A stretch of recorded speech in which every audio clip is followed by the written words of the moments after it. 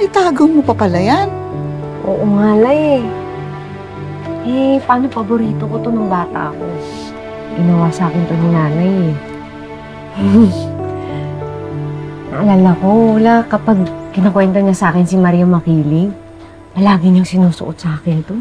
Ay, naalala ko rin. Gabi-gabi, nagpapakwento ka sa nanay mo. Di ba ikaw din kay nanay ganon? Naalala mo ba yung kwento ni Maria Makiling? Oo naman.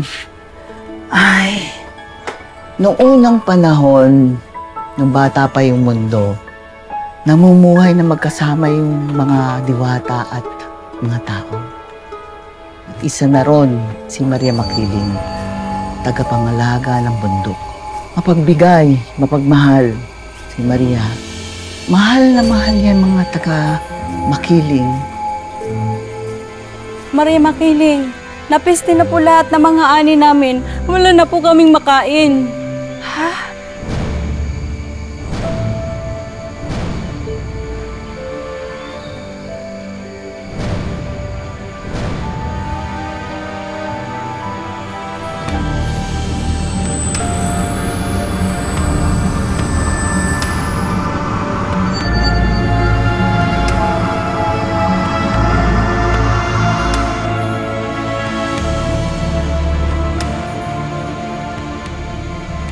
Habang nandirito ako, hinding-hindi kayo magugutom. Maraming salamat, Maria Makiling.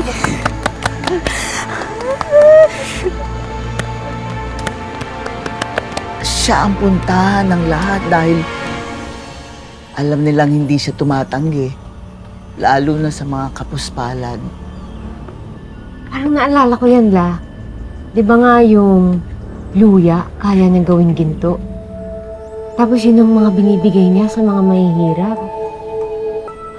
May talaga ni Maria Makiling, no? Mira, sabihin mo nga sa akin, naniniwala ka pa ba na totoo si Maria? Oo naman, La.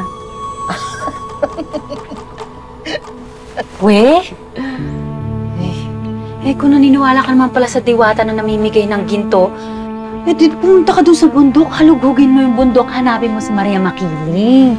Total, dun ka naman tumatambay, di ba? Humingi ka na rin ng pambayad sa mga utang natin. Yan naman, habang nasa isip at puso ko si Maria Makiling, natiling buhay sa alaala ko si nanay.